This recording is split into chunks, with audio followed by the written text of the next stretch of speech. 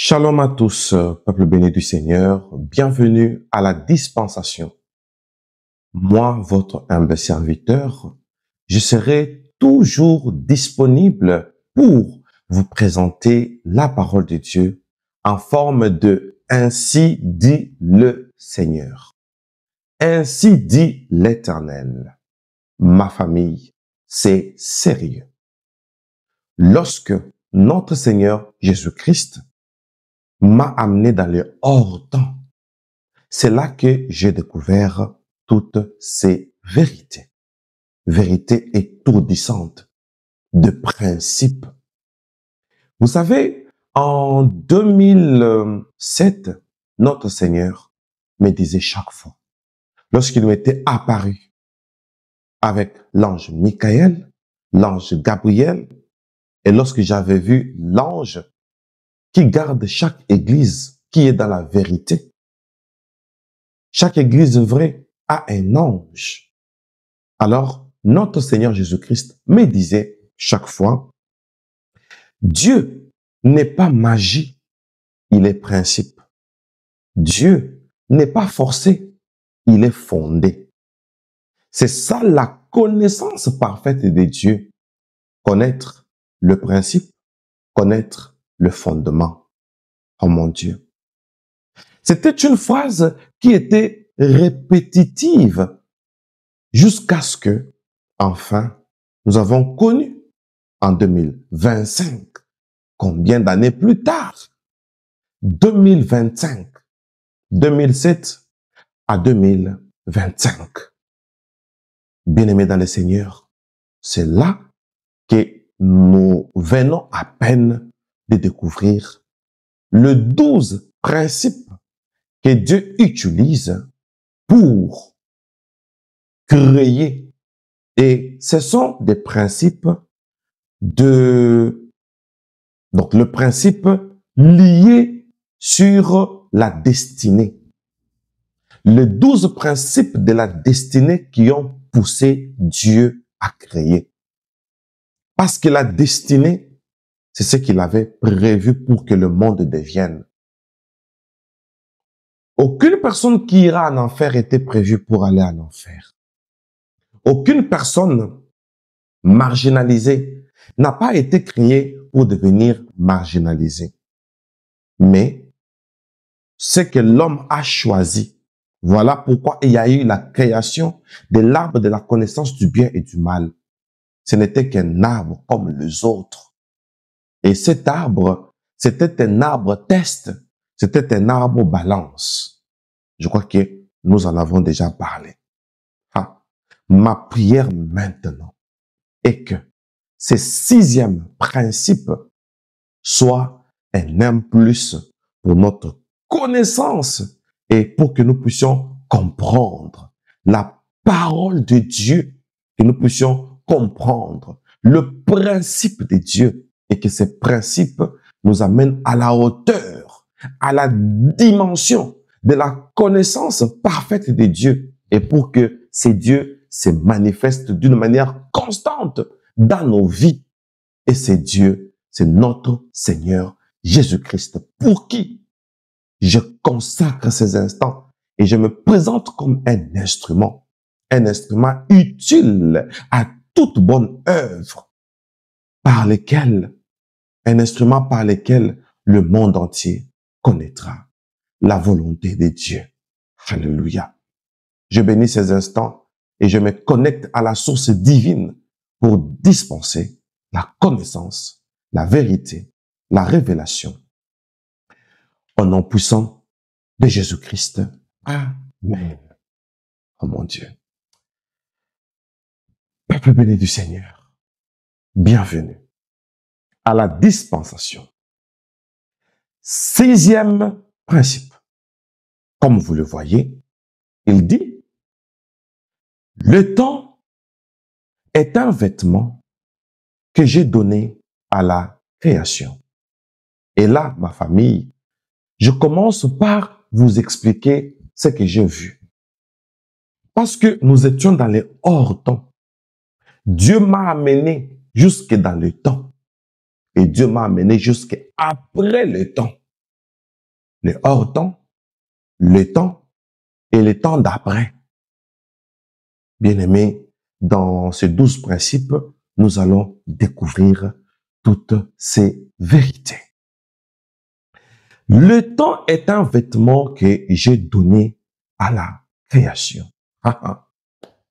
Qui pouvait y croire? Bien-aimés, là dans le hors-temps, j'ai vu du premier jusqu'au troisième jour, avant le soleil, il n'y avait pas de temps. Dieu me dit, tout ce que tu es en train de voir, c'est avant le temps. Parce que le soleil n'a pas encore été créé. Alors, il existe automatiquement deux temps. Bien-aimés, je vous promets de vous parler de cette horloge de Dieu, très merveilleux. Et je demande aux chargés de médias de mettre ça, comme j'avais promis autrefois, dans notre agenda de programme. Oh mon Dieu. Alors, Dieu me dit qu'il existe deux temps, le hors-temps et les temps. Et dans les hors-temps, mon horloge, c'est lorsque la lumière devient mon être. Je crois, on en avait parlé. Lorsque je dis que la lumière soit, et la lumière fut. Là, l'horloge a commencé dans le hors-temps. Alors, le premier temps, c'est le temps de Dieu, mon temps. Et le deuxième temps, c'est le temps naturel. À partir de la position de la planète Terre vis-à-vis des astres. Là, c'est le système solaire. La planète Terre en connivence avec le soleil astre. Et d'ailleurs, le soleil est un serviteur. Le soleil a été créé. Je suis pressé. Le soleil a été créé pour éclairer ma création. Alors, lorsque le soleil a été créé, le temps naturel a commencé. Très cher bien-aimé, aujourd'hui, nous allons parler du temps naturel face à l'avant-temps. Le temps naturel. Alors, qu'est-ce que j'ai vu? Lorsque Dieu avait projeté une lumière, et cette lumière-là a permis que tout ce qui était dans sa pensée, je vous dis, puisse commencer à se dispatcher en forme des fichiers. Et le tout premier jour, j'ai cherché le verbe. C'était des choses que je voyais, mais j'ai cherché le mot pour exprimer. J'ai même utilisé volailler. Alors, c'était flotter. Bien. Alors, il y avait des fichiers qui étaient en train de flotter dans le vide, bien aimé. Et le fichier là était en forme de lettres. Et lorsque Dieu continuait à penser et lorsqu'il a commencé à parler, je vous dis, ces lettres avaient pris forme. Donc tout ce qui est sur cette terre a existé avant la terre, mais c'était en forme lumineuse. Même Adam, même toi, même moi, nous étions en forme lumineuse. Vous savez, une idée me vient. Cela est possible. J'ai dit que cela est possible, mais je ne mets pas ça encore dans l'agenda. Où je pourrais demander à Dieu de m'amener où était ma lumière. Parce qu'il m'a montré là où étaient Adam et Ève. Et moi, j'étais où dans ces temps-là?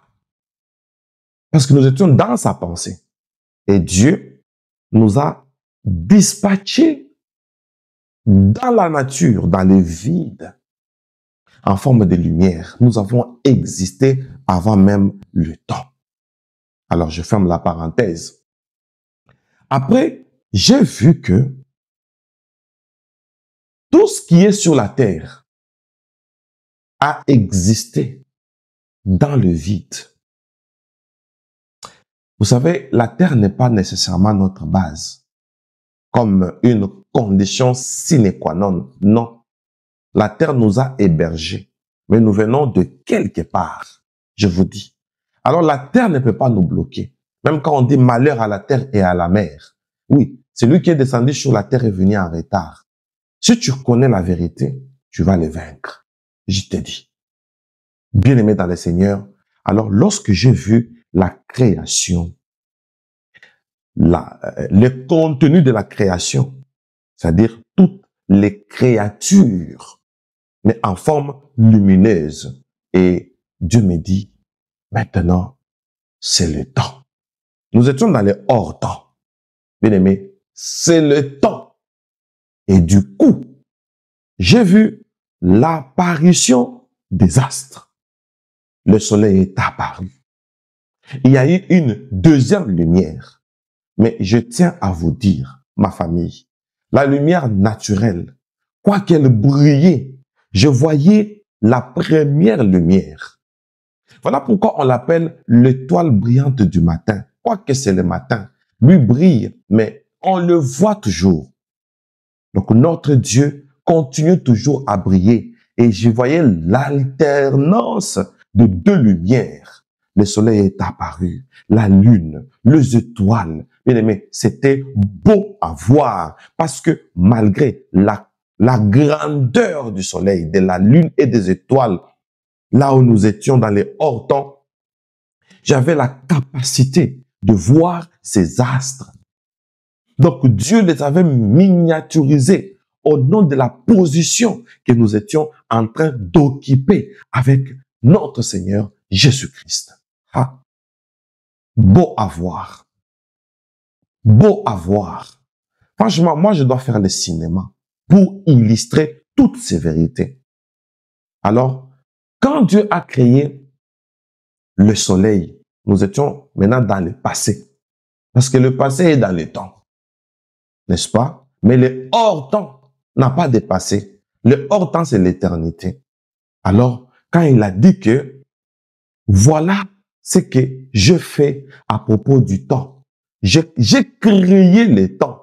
Alors, le temps est un vêtement que j'ai donné à la création. Bien aimé, du coup, j'ai vu tout ce qui avait été créé déjà. Ces humains, ces animaux, ces arbres, ces herbes, ces arbustes, tout était déjà créé. Maintenant, ça a pris une lumière naturelle. C'était la lumière du soleil. Donc, le temps commence au 4e jour. Les 3 précédents jours avaient un autre calendrier.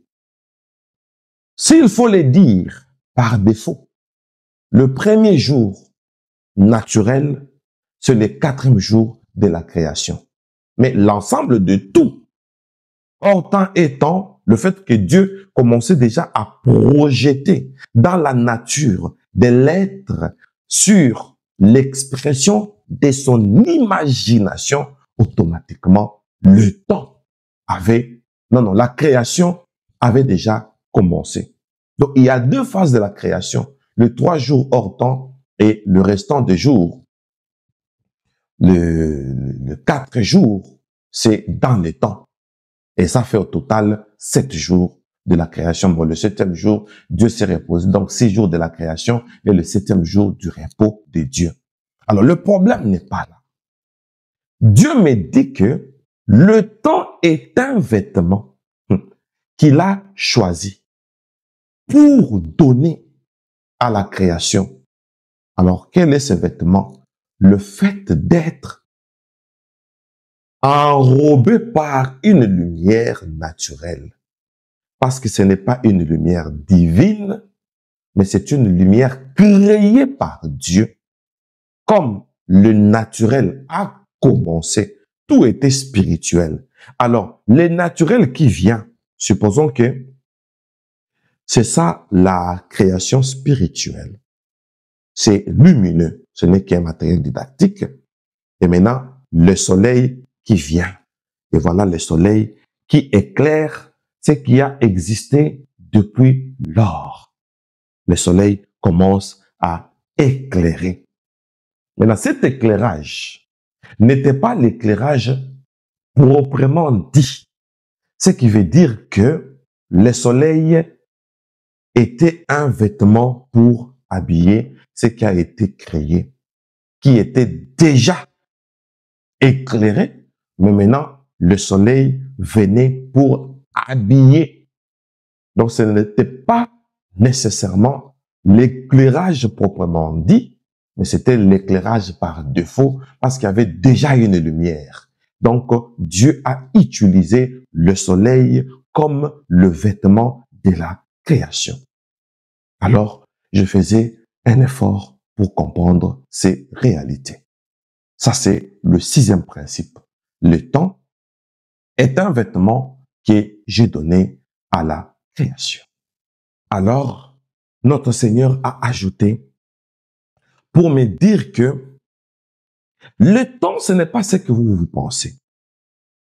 Le temps n'est pas une prison qui vous fait passer par rapport à vos opportunités. Comme vous le dites que ça traîne. Là, le temps a été mal défini. Par contre, le temps, c'est un don. Bien-aimés, suivez-moi attentivement. Le temps, c'est un don. Pourquoi? Lorsque je créais le temps, et là, c'est le soleil.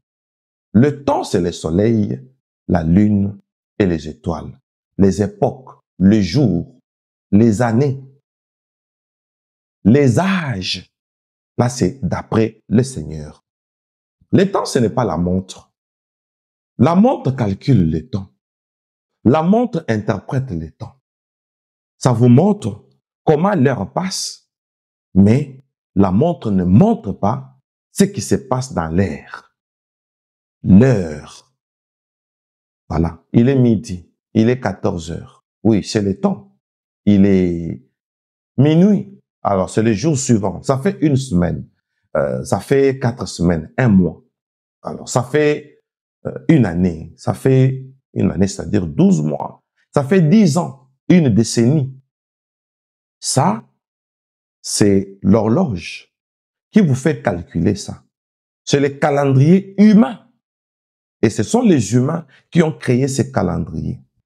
Et vous êtes restés d'un seul côté. Ainsi dit le Seigneur. Lorsque vous comptez les temps par rapport à l'heure, vous êtes dans l'heure naturelle, dans les calendriers humains, comme les calendriers grégoriens, les calendriers romains, ainsi de suite. Alors, lorsque le temps humain passe, qu'est-ce qui se passe dans ce temps-là? Vous êtes resté dans l'heure. Vous comptez l'heure. Mais vous ne savez pas que l'heure est là pour jouer un rôle. Pas comme un calendrier, mais comme un don. Le soleil est venu pour que le temps soit compté. Parce que le soleil, la lune et les étoiles, en connivence avec les astres, créent automatiquement un processus. L'habit de la création, c'est le processus. Le temps est là pour faire avancer quelque chose. Voilà pourquoi le soleil est là. Bien aimé, j'ai entendu un langage qui m'a percé le cœur et j'ai senti une onction. Mon cœur s'est enflammé. On dit, d'ailleurs, le temps est un don qui fait pourrir même le grain. Et plus ça pourrit, plus ça entre dans le principe du processus qui est le processus de la transformation. Lorsque le soleil arrive, maintenant, le grain qui était produit par la création, alors il faut qu'il y ait la loi de la perpétuité. Voilà le travail du soleil qui amène le temps. si j'ai créé le temps est pour moi comme un pinceau qui, alléluia, comprenez mon émotion.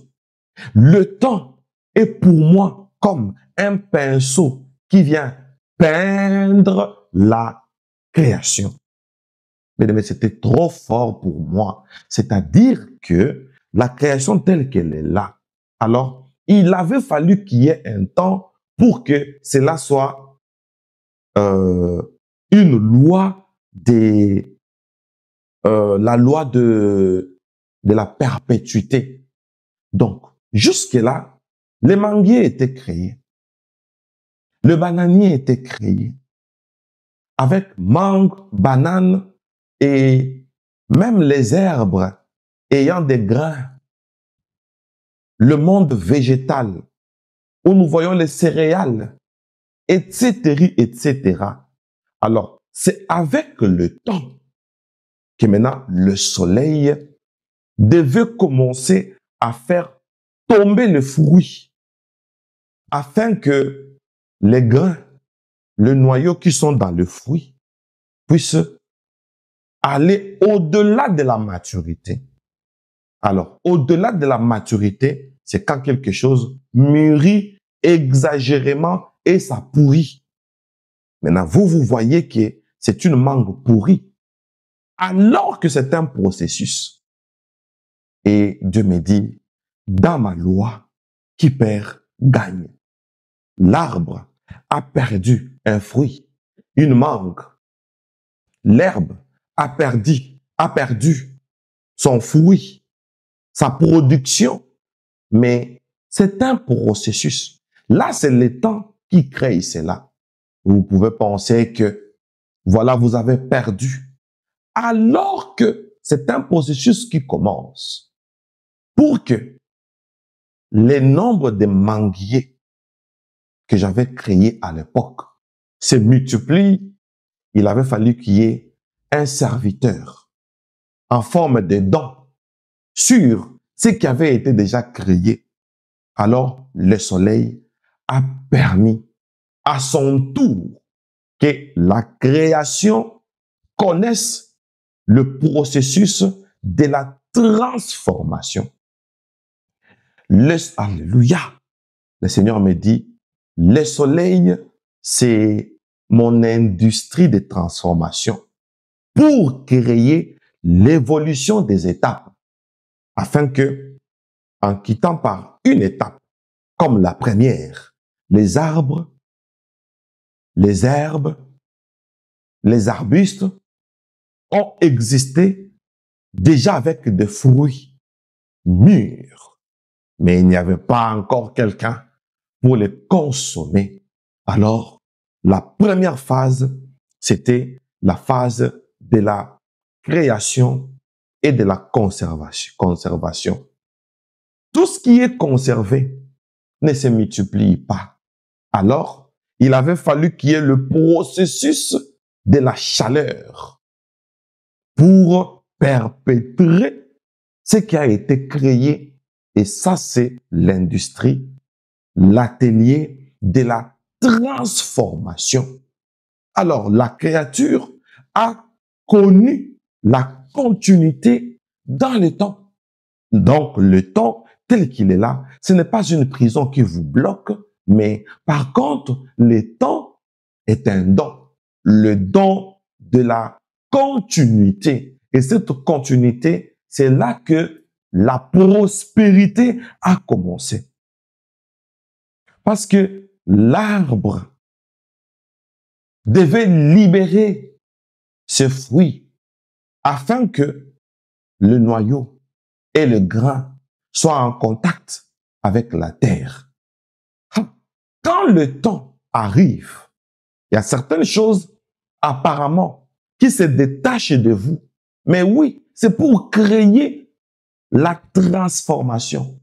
Et cette transformation amène à l'accomplissement de ce que je créais. Bien aimé, c'était un langage fort. Qu'est-ce que Dieu a créé? Ce qu'il a créé était dans sa pensée. Bien aimé dans le Seigneur, j'y arriverai. Ce qui était dans sa pensée est devenu lumière. Et ce qui était lumière a pris chair. Ça portait un corps. Ça a eu une matière. Et ça s'est exprimé. Et c'est resté en attente. L'attente là, c'est en attente du temps pour que le nombre d'arbres se multiplie. Ça se multiplie avec le temps. Les gens pensent que le temps nous fait vieillir. Par contre, le temps nous transforme. Ah, qui pouvait y croire? Le temps est un vêtement que j'ai donné à la création. Donc, quand le temps arrive, c'est-à-dire le temps vient enrober ce qui était créé et qui était en attente de l'évolution. Il faut qu'il y ait évolution. Ah, bien-aimé dans le Seigneur, c'est dans le temps qu'il y a eu processus. Parce que la terre, telle qu'elle est là, bien-aimé, nous avons regardé vers l'horizon. Et là, à l'horizon, j'ai vu la planète Terre. Hein? Jésus, la planète Terre comme une bille suspendue dans les vides. La Terre est tellement petite. Quelle que soit sa circonférence, elle est tellement petite. C'est comme un grain, c'est comme une bille. Alors, vers l'horizon, et le Seigneur a zoomé la terre. Il me dit, comme il est écrit, la terre était informe et vide. Il y avait les ténèbres à la surface de l'abîme. Bien-aimé, je voudrais qu'on lise ce passage qui apparaît là. Genèse chapitre 1er, le verset 1er jusqu'au verset 2. C'est parti. Au commencement, Dieu créa les cieux et la terre. La terre était informe et vide. Il y avait des ténèbres à la surface de l'abîme et l'Esprit de Dieu se mouvait au-dessus des eaux. Bien-aimés dans le Seigneur, nous allons souligner cette phrase qui dit « La terre était informe et vide ». Alors, bien-aimés dans le Seigneur, notre Seigneur a zoomé, je peux dire, il a zoomé pour moi la terre. Il a zoomé. Et lorsque la terre s'est approchée, je vous dis, là c'est dans les temps. La terre s'est approchée. Dieu veut faire un travail sur la terre. Elle n'a pas de forme. Je vous dis, elle est vide. Et Dieu me dit, tu vois, ça c'est la puissance de la création. Elle n'a pas de forme, mais elle est vide. Mais sache, tant que le soleil brille, cette terre est habillée. Cette lumière du soleil est un vêtement, parce que tel que ça est là, elle n'est pas totalement vide, elle est vide par apparence. C'est ainsi que le prophète qui a écrit la Genèse n'a vu que l'état de la terre. Mais cette personne n'a pas vu le projet divin sur la terre. Apprenez à voir avec les yeux humains et ce que vous voyez physiquement, voyez-le aussi dans le paramètre spirituel. Le narrateur n'a vu qu'une terre qui était vide. Mais dans le vide là, il y avait le plan d'action à propos de la terre. Il y avait déjà des esquisses. Alors, pour que ces esquisses puissent connaître le processus de la transformation, il avait fallu qu'il y ait le don du temps. Alors, que fait le temps? Le don du temps amène les saisons. Alors, chaque saison est une leçon. Ah, bien-aimé dans le Seigneur. Et là, quand Dieu a zoomé la terre, j'ai vu la terre.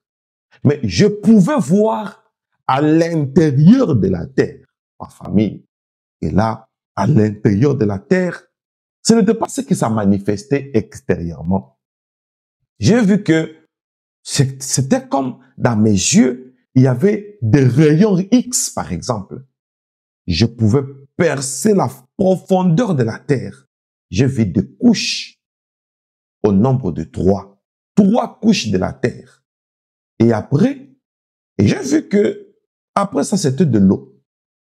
À l'intérieur de la terre, apparemment sèche, mais en réalité, il y avait des couches et il y avait de l'eau à l'intérieur. C'était comme une boule, mais plus vous foncez, plus vous ne sentez pas que c'était aride. Mais les narrateurs n'avaient pas la capacité de voir au-delà de ce qu'ils voyaient.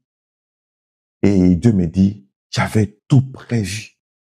Ainsi, la terre paraissait sèche et vide, mais il y avait déjà des esquisses pour la terre. Maintenant, il avait fallu que cette terre qui était vide soit soumise à la loi de la saison afin de donner de leçons. C'est ça le processus du temps. Bien aimé, soulignez-moi ça. Je n'ai pas encore dit, je voudrais dire. Quel est le processus du temps? Lorsque le temps saisit une créature, lorsque le temps joue dans la nature, lorsque le temps éclaire les esquisses, ça devient une peinture qui vient éclairer ce qui était en esquisse. Alors, Dieu me dit, il a juste pensé. Les esquisses sont apparues. Et maintenant, il devait implanter ce qui était en esquisse sur une terre physique. Alors, les esquisses là existaient et ils attendaient le temps. Bien aimé, je veux ouvrir une petite parenthèse. Je ne voudrais pas trop commenter aujourd'hui parce que j'ai beaucoup de choses à expliquer. Donc, les esquisses, c'est toi et moi qui étions sous une forme lumineuse. Et après, nous avons existé. Là où nous devrions exister. On voyait déjà Adam dans les jardins. Maintenant, cette représentation spirituelle hors temps attendait maintenant le temps pour que ça prenne forme, afin que l'esquisse qui était en forme de dessin devienne une réalité, maintenant en forme de la vivacité. La création hors temps a connu la vivacité dans les temps. Bien-aimé, dans le Seigneur, le processus a commencé. Et ce que j'avais demandé de souligner, c'est quoi? Le processus du temps, ainsi dit le Seigneur, c'est le silence. Le processus du temps, c'est le silence. Alors Dieu m'a expliqué les 3 phases du silence. Le silence est un processus. Et le Seigneur me dit, pourquoi le silence est un processus? Le silence du temps est un langage pour dire que moi, temps, je ne fais qu'exécuter ce qui a été dit. Alors, j'entre en service. Le temps est un serviteur. Quand l'Éternel parle, la nature s'était. Et quand la nature s'était, la parole du Créateur prend place. Et quand la parole du Créateur prend place, cette parole accompagne le temps. Bien-aimé, c'était plus fort que ça. Voici le processus du silence. C'est en 3 phases. Le temps agit silencieusement sous 3 phases pour accomplir la volonté du Créateur. Première phase, Dieu me dit, je t'avais zoomé la terre, n'est-ce pas? J'ai dit, oui Seigneur. Il dit, la première phase silencieuse du temps, c'est la transformation de joyaux. Et c'est la première fois que j'ai entendu ces mots. Je ne sais pas si vous avez déjà entendu cela. La première phase silencieuse. Bien-aimés, je vais vous lire la définition de joyau.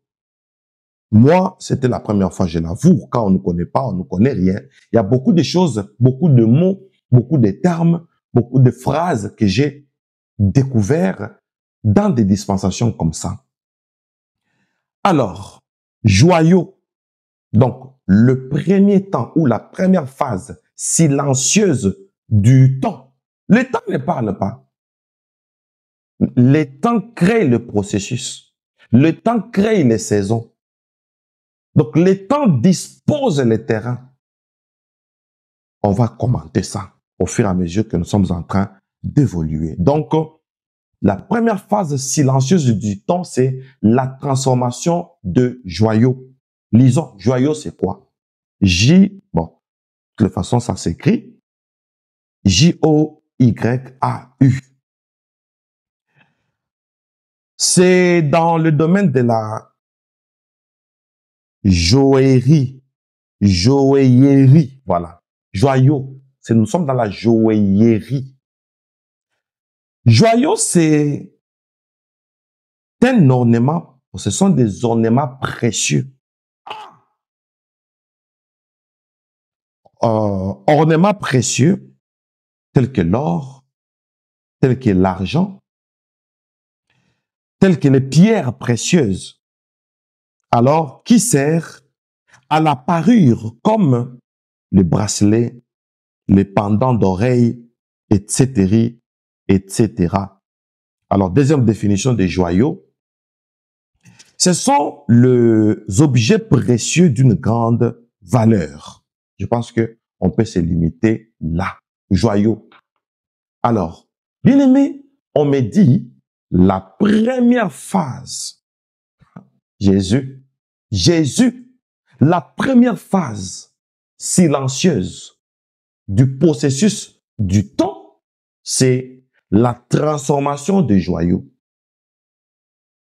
C'est-à-dire, cette terre, ainsi dit le Seigneur, telle qu'elle est là, elle est vide, mais il y a des atomes. Il y a un processus qui, avec le temps, est en train de se transformer.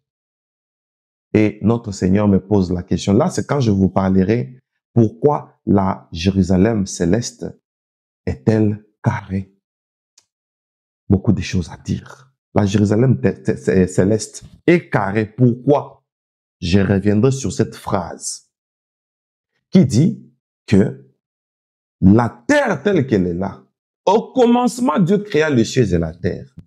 La terre était informe et vide. Oui, apparemment. C'est comme l'eau. L'eau était là, mais à l'intérieur, la formule de l'eau existe. H2O. Et là, nous sommes en train de voir des molécules. Nous voyons l'hydrogène et nous voyons l'oxygène. Mais dans l'eau, mais ça, c'est ce que Dieu a préparé d'avance. Mais apparemment, dans l'eau, il n'y a rien. Mais il y a des molécules.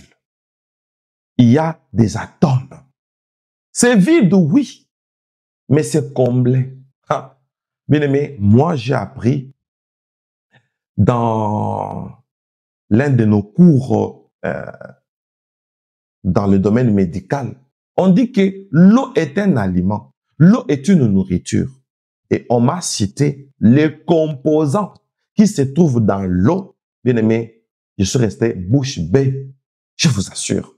Alors, Dieu me dit, le premier processus silencieux du temps, c'est la transformation des joyaux. Le temps vient maintenant pour rassembler. Au fil du temps, les molécules et les atomes qui constituent les pierres précieuses, c'est dedans. Maintenant, le temps commence à transformer ça. Le temps est une usine. Le temps est un atelier.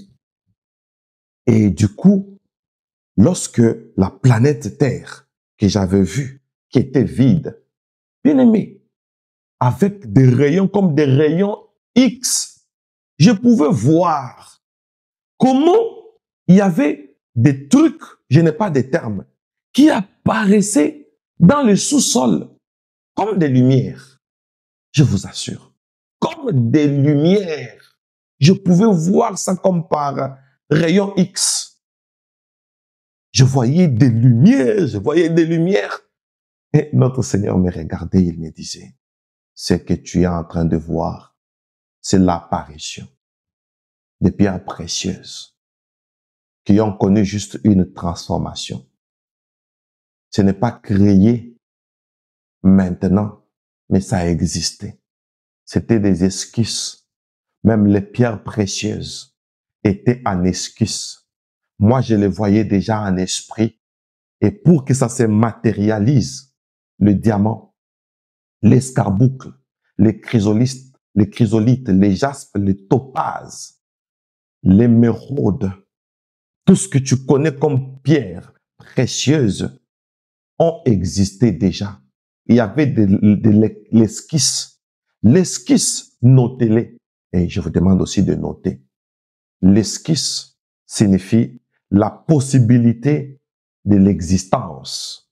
Donc, il y avait une possibilité que le pierre précieuse existe.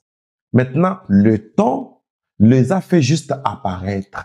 Hein? Mais ça a existé au moyen de la possibilité. Donc, quand Dieu crée quelque chose, à l'intérieur, il y a la possibilité de la transformation. Ah, je suis en train de dire à quelqu'un, toi qui pries, qui ne vois rien, sache qu'il y a une transformation en cours. Ah, parce que c'est en cours, c'est un processus. Comme c'est un processus, sache que la gloire de Dieu est sur toi. Ah, parce que Dieu est le maître des temps et des circonstances. Il a créé en forme d'esquisse et il attend une circonstance. La circonstance, c'est le temps. Le temps est un gouverneur de la création au niveau d'esquisse, c'est-à-dire le temps entre en service parce que le temps est un don. Le don qui fait apparaître ce qui a été créé en forme d'esquisse. L'esquisse, c'est la possibilité. Ce sont les atomes, ce sont les molécules, ce sont les possibilités que Dieu a placées dans la nature, mais d'une manière invisible. Et le temps vient pour transformer les joyaux. Ah, ça, c'est le sixième principe. Le temps est un vêtement que j'ai donné à la création. C'est-à-dire un vêtement qui vient couvrir la création. Pourquoi? Parce que cette dernière doit connaître une transformation. Le temps est une usine, ainsi dit le Seigneur. Le temps est un vêtement que j'ai donné à la création.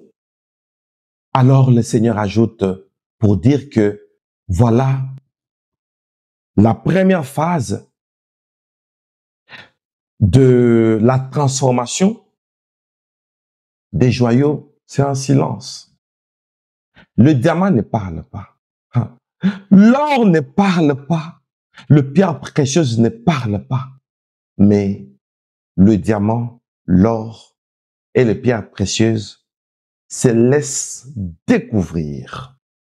Si tu ne les découvres pas, ils restent silencieux.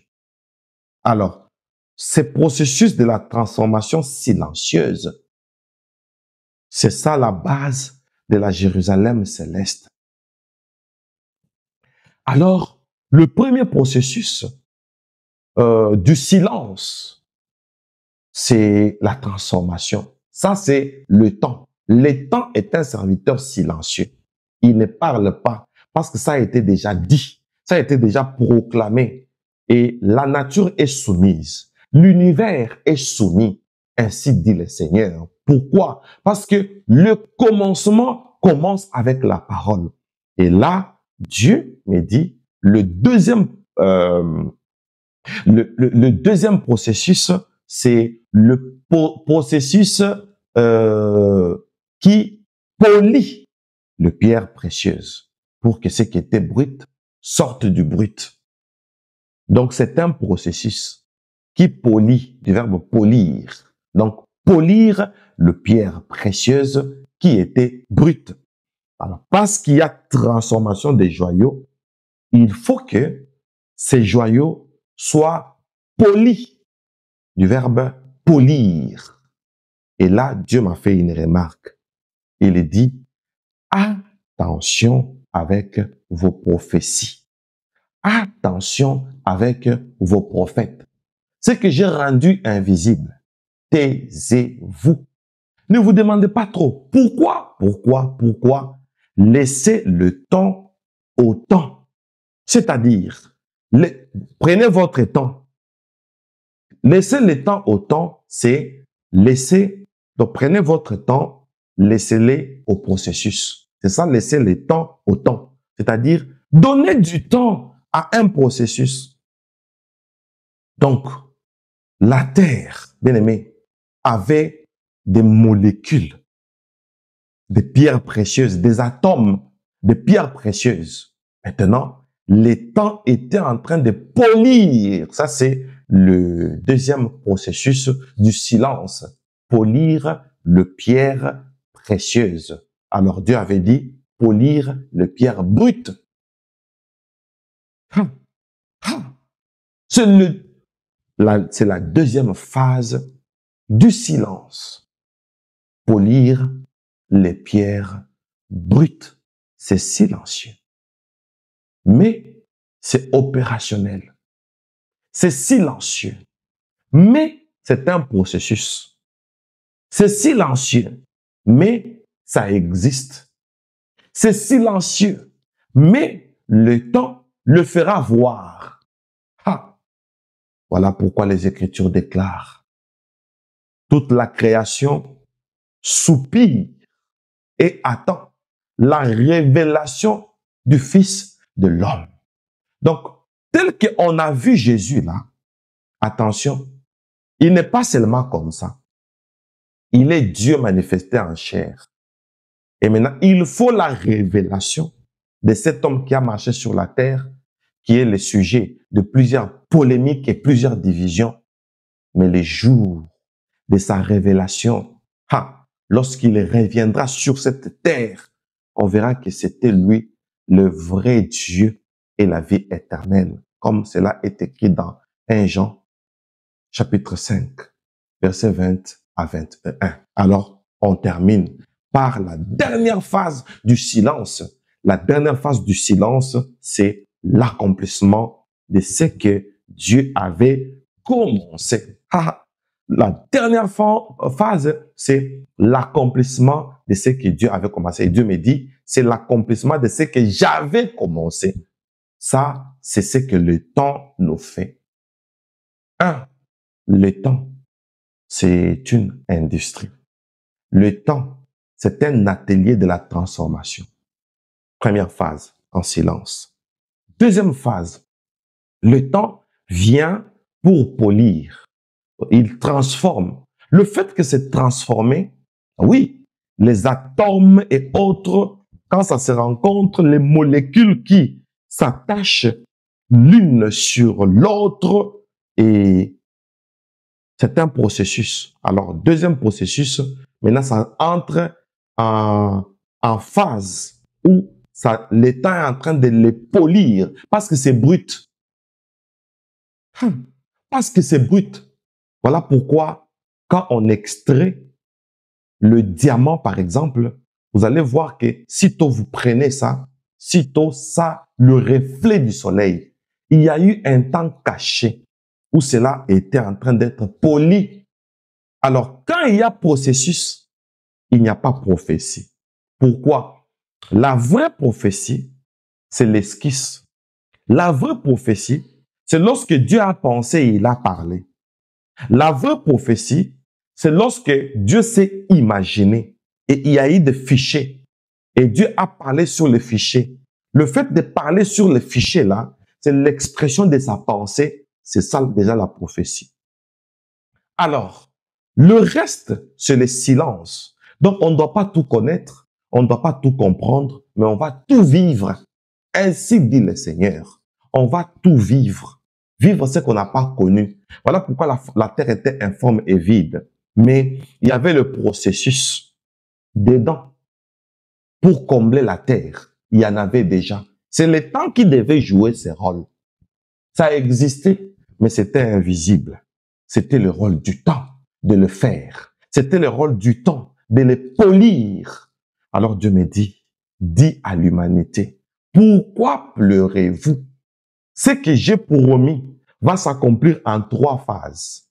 Après, donc, la transformation. Après, ça sera poli.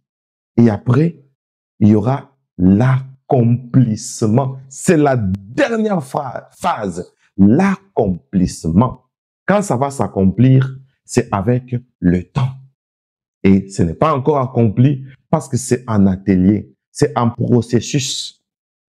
Ça, c'est poli.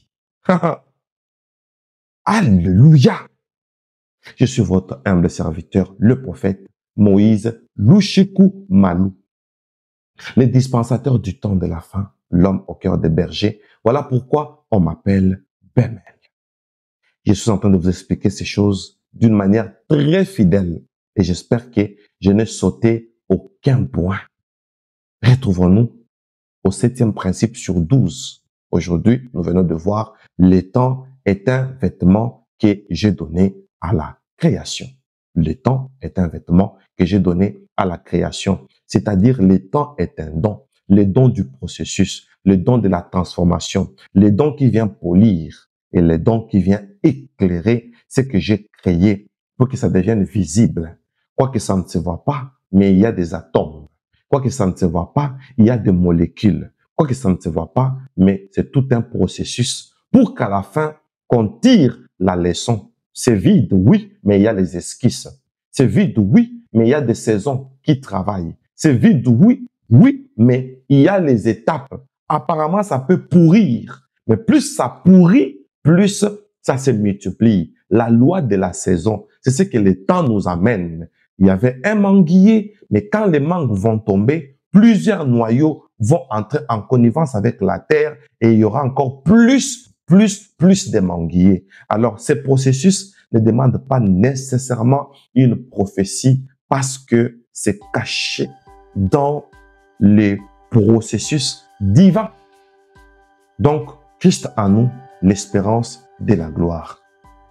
Que Dieu vous bénisse. À suivre au 7e principe. Pour le moment, je vous dis bye bye.